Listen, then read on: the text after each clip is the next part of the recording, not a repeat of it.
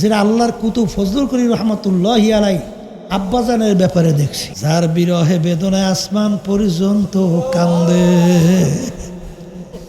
এতেকালের পরে দেখেন নাই? দেখছেন এতেকালের পরে গেছেন সর্বনাই? আকাশের আগে ঝকঝকে পরিষ্কার না, হালকা একটু মেঘাচ্ছন্ন, হালকা একটু ফিরি ফিরি আকাশ কাইদা, আবার মুহূর্তের ভিতরে অল্প সময় যাই আকাশ, সেই আকাশ।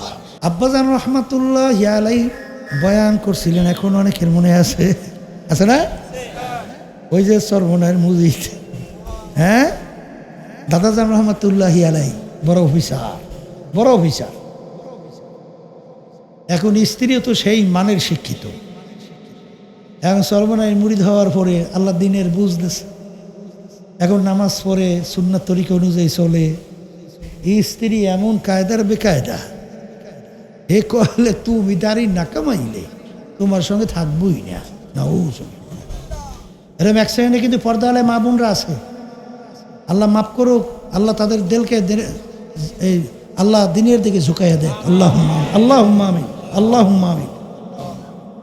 এখন এই আল্লাহর বান্দা বলতেছে যে বেবি তুমি যাই যা বলো, আমি আল্লাহর হাবিবের সুন্নাত, আল্লাহর হাবিবের সিনা মুবারকের ভিতরে আমি দাগ লাগাইতে পারবো। এমন বউর বউ একসে সোজা স্বামীর ঘর সারিয়া বাপের বাড়ি চলে গেছে, আর আসি না। আর আল্লাহর বান্দায় ও দাঁড়িয়ে মধ্যে ফোঁজ দেয় না।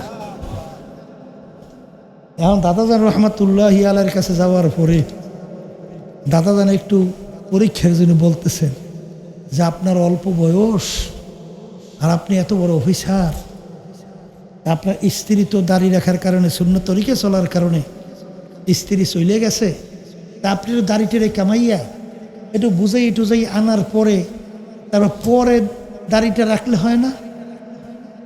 আল্লাহর বান্দা দুই চোখের পানি ছাইরাতেছে, ছাড়ি দিয়া কান্দার বলে হুজুর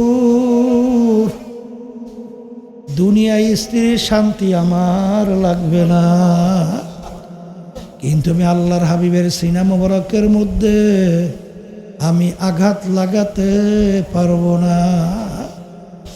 দাদাজান রহমাতুল্লাহ আলাইহি অন্তর ভইলা দোয়া করল। দোয়া করার পরে আল্লাহর বান্দা যখন আসলো, এখন আল্লাহর বান্দি স্ত্রী আইসা তার পাও জড়াইয়া ধরিয়া কান্দে আর বলে, স্বামী গো আমি তো আগে বুঝি নাই আপনাকে আমি কষ্ট দিছি, আপনি আমাকে মাফ কইরা দেন। এরপরে এমন শান্তি আল্লাহ তৈরি করলো, সেই শান্তির কোনো শেষ নাই। এই আল্লাহর বান্দারা ওমাইয়া তাওয়াক্কাল আলাল্লাহি ফাহুয়া হাসবুহু, যেই আল্লাহর বান্দা বান্দি আল্লাহর উপর তাওয়াক্কুল কইরা চলার মতো চলতে পারবে, আমার মালিকই সেই বান্দা বান্দির জন্য যথেষ্ট। আল্লাহু আকবার। আমার মালিকই তো যথেষ্ট। আল্লাহর উপর তাওয়াক্কুল করেন তো, দেখেন তো যে আল্লাহ কিভাবে পথ খুলবে। ওয়াল্লাযীনা জাহাদু ফীনা লানাহদিয়ান্নাহুম সুবুলানা ওয়া ইন্নাল্লাহা লামাআল মুহসিনিন।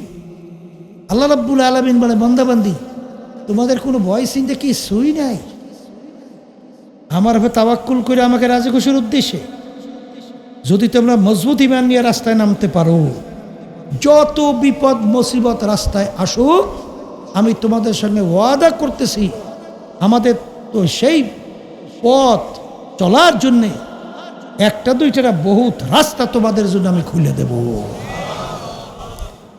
এরকম ভুরি ভুরি প্রমাণ এই বাংলাদেশে বহুত দেখছি, যেটা আল্লাহর কুতুব ফজলুল করিম রহমতুল্লাহি আলাই আব্বাজানের ব্যাপারে দেখছি।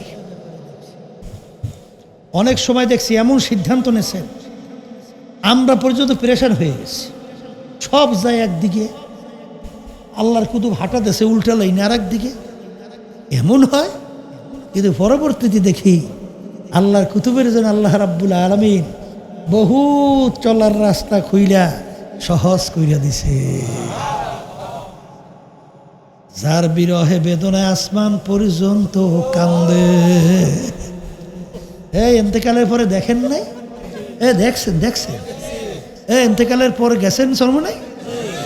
আকাশের আগে ঝকঝকে পরিষ্কার না, হালকা একটু মেঘাচ্ছন্ন, ওই হালকা একটু ফিরি ফিরি আকাশ কাইদা, আবার মুহূর্তের ভিতরে অল্প সময় যাই আকাশ, সেই আকাশ দেখছিলেন? হ্যাঁ, আসমান পর্যন্ত যাদের বিরহ বেদনায় কান্দে। আল্লাহু আকবার, আল্লাহু আকবার।